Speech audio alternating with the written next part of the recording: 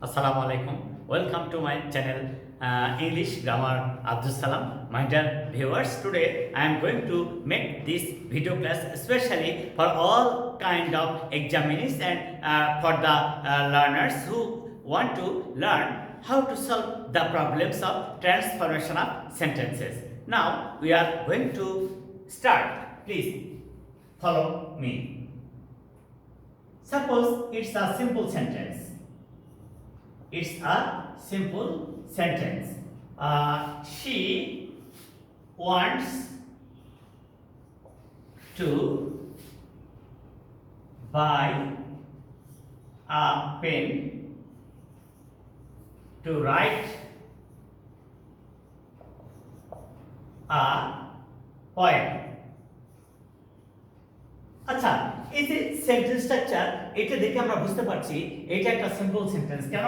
একটা সিম্পল সেন্টেন্সে একটাই সাবজেক্ট, একটাই ফাইনাইট ভার্ব থাকে, তবে এক বা একাধিক নন ফাইনাইট ভার্ব থাকে। যদি আমরা এরকম সেন্টেন্সকে কমপ্লেক্স সেন্টেন্স তৈরি করি তাহলে এটাকে আমরা কমপ্লেক্স সেন্টেন্সে যখন ট্রান্সফরমেশন করব তখন ভাবতে হবে যে সিম্পল সেন্টেন্সে যদি টু প্লাস ভার্ব থাকে তার দ্বারা উদ্দেশ্য বোঝায়, তাহলে এই উদ্দেশ্য বোঝালে কমপ্লেক্স সেন্টেন্স এর কনজাংশন সো দ্যাট ব্যবহার করতে হয়। স্ট্রাকচারটা কেমন হবে একটু দেখি। She wants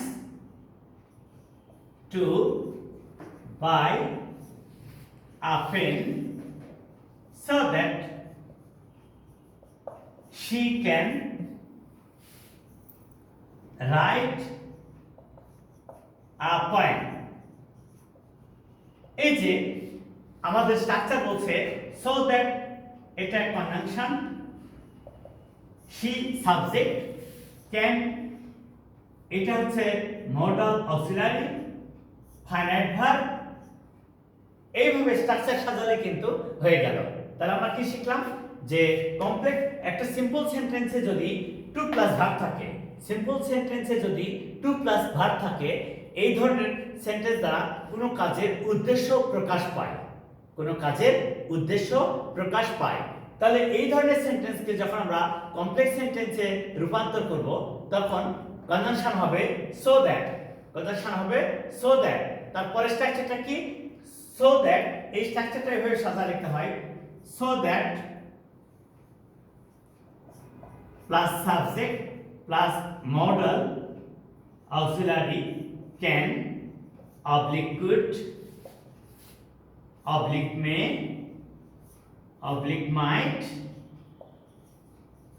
plus verb plus object or extension। এই যে এই স্ট্রাকচারটা যদি আমরা সাজায় লিখি তাহলে কিন্তু হয়ে গেল। তাহলে আমরা কি শিখলাম? আমরা শিখলাম যে একটা সিম্পল সেন্টেন্সে যখন টু প্লাস ভার্ব থাকবে এর দ্বারা কোনো কাজের উদ্দেশ্য প্রকাশ পায়। যখন এই কাজের উদ্দেশ্য প্রকাশ পাবে তখন so that plus subject plus can oblique could oblique may oblique might এই স্ট্রাকচারটা ফলো করলেই কমপ্লেক্স হয়ে গেল। তাহলে এখানে আমাদের আর কোনো সমস্যা নেই, সহজেই এভাবে আমরা একটা সিম্পল সেন্টেন্সকে কমপ্লেক্স সেন্টেন্সে রূপান্তর করতে পারবো। আসলে সবকিছু নির্ভর করবে আমাদের ওই স্ট্রাকচারটার উপর দখল কতটুকু আছে তার উপরে। যেমন এখানে বলা হচ্ছে উই কান্ট ডু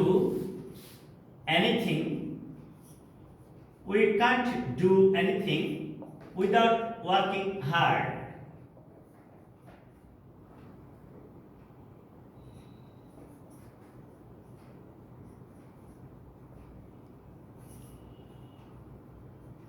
এইটা একটা সিম্পল সেন্টেন্স। কি বলছে? We can't do anything without working hard. তাহলে আমরা দেখে নিব যে সিম্পল সেন্টেন্সে যদি উইদাউট প্লাস জেরান্ড থাকে, একে কমপ্লেক্সে রূপান্তরের সময় ইট প্লাস নেগেটিভ হবে। কিভাবে হবে?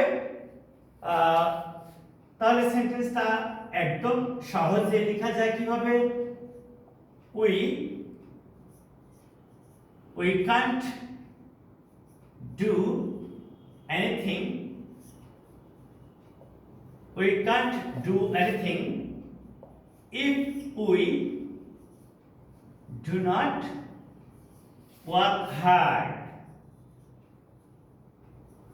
এই যে এইভাবে আমরা এই স্ট্রাকচার ফলো করে এই সেন্টেন্সটাকে সিম্পলে যে অবস্থায় থাকবে ঠিক কমপ্লেক্সের স্ট্রাকচারটা তেমন হবে। যেমন সিম্পলে আছে উইদাউট প্লাস জেরেন্ট, কমপ্লেক্সে হলো if plus present but the sentence will be negative. যদি সিম্পলে উইদাউট প্লাস জেরেন্ট থাকে তাহলে কমপ্লেক্সের কনজাংশন ইফ হবে, তবে নেগেটিভ হবে। If plus subject plus do not plus verb plus extension, তাহলে এই স্ট্রাকচারটা হবে। আচ্ছা, এই সেন্টেন্সটাকে আমরা কম্পাউন্ড তৈরি করব। এই একই সেন্টেন্সটাকে আমরা কম্পাউন্ড সেন্টেন্স তৈরি করব। তাহলে if we do not work hard, এইটাকে যদি আমরা কম্পাউন্ড তৈরি করি তাহলে কত সহজ দেখেন। Work hard or we can't do anything। তাহলে চেঞ্জটা কিভাবে আসলো, ট্রান্সফর্মটা কিভাবে হচ্ছে যে কমপ্লেক্স সেন্টেন্সে ইফ থাকলে কম্পাউন্ডের কনজাংশন হবে অর, কম্পাউন্ড সেন্টেন্সের কনজাংশনটা হবে অর। এই অর এর পরেও নেগেটিভ হবে, আর প্রথম ক্লজটা হবে imperative clause. What is imperative clause? Imperative clause দ্বারা আদেশ, উপদেশ, অনুরোধ, নিষেধ প্রকাশ পায়। এখানে সাবজেক্ট উল্লেখ থাকে না, ভার্ব প্লাস অবজেক্ট বা ভার্ব প্লাস এক্সটেনশন থাকে। ভার্ব প্লাস অবজেক্ট অথবা ভার্ব প্লাস এক্সটেনশন থাকে। আশা করি তোমরা এটা সহজেই বুঝতে পারছো। এরপরেরটা দেখি কিভাবে আমরা চেঞ্জ করতে পারি। আসলে মূল উদ্দেশ্য হলো যে যেহেতু আমাদের সামনে এক্সাম, তাই সহজে কিভাবে ট্রান্সফরমেশনটা শেখা যায় সেইটা নিয়ে ট্রান্সফরমেশনের প্রবলেম সলভ করতে হবে, সেই উদ্দেশ্যে। এবারে দেখা যাক তো, because of his laziness he felt, because of his laziness he failed। তাহলে আচ্ছা, সে যে ব্যর্থ হয়েছিল কারণ থাকবে অবশ্যই বিকজ অফ। তাহলে আমরা এখানে একটা বিষয় দেখব যে সিম্পল সেন্টেন্সে যদি বিকজ অফ অথবা ফর থাকে তাহলে এদের দ্বারা কোনো কাজের কারণ প্রকাশ পায়।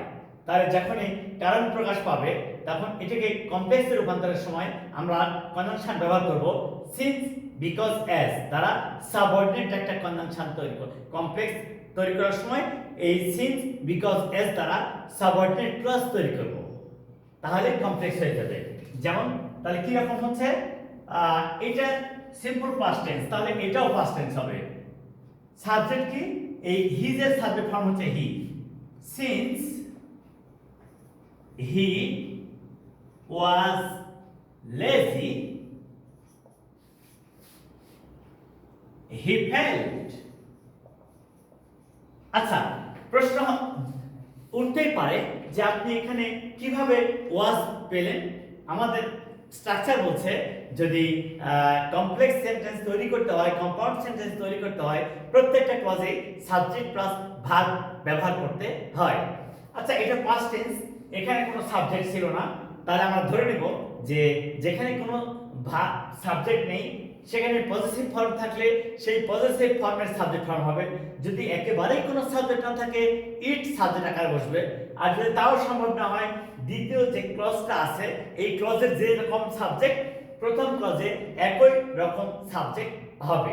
আচ্ছা, তাই হলো এটা পাস্ট টেন্স, এটাও পাস্ট টেন্স হলো। ইয়েস, একটা কমপ্লেক্স বা কম্পাউন্ড সেন্টেন্সের একটি ক্লজ পাস্ট টেন্স হলে অন্য ক্লজটাও পাস্ট টেন্স হবে। প্রশ্ন হলো যে আপনি বি ভার্ব কোথায় পেলেন? যেখানে কোনো ভার্ব থাকে না সেখানে বি ভার্ব ব্যবহার করতে হয়। প্রেজেন্ট টেন্সে এম ইজ আর, পাস্ট টেন্সে ওয়াজ বা ওয়ার ব্যবহার করতে হয়। সাবজেক্ট যদি হি সি ইট হয় তাহলে হবে ওয়াজ, বা যে কোনো নাউন হলে হবে ওয়াজ। আর যদি সেকেন্ড পারসন প্লুরাল নাম্বার হয় তাহলে হবে ওয়ার। আশা করি সমস্যা নেই। এটাকে আমরা কম্পাউন্ড করব। হি ওয়াজ lazy and so he failed. এইটা দেখো তো যে আচ্ছা, এই সিন্স বিকজ এস দ্বারা কারণ প্রকাশ পায়, তাহলে এটাকে কম্পাউন্ডে রূপান্তরের সময় and so ব্যবহার করলাম, কনজাংশন। কারণ কমপ্লেক্স সেন্টেন্সে যদি since because S when while এই কনজাংশনগুলি থাকে তাহলে ওদেরকে চেঞ্জ করে কম্পাউন্ডে এন্ড ব্যবহার করতে হয়। যেহেতু কারণ বা ফলাফল প্রকাশ পাচ্ছে তাই এন্ড সো ব্যবহার করলাম।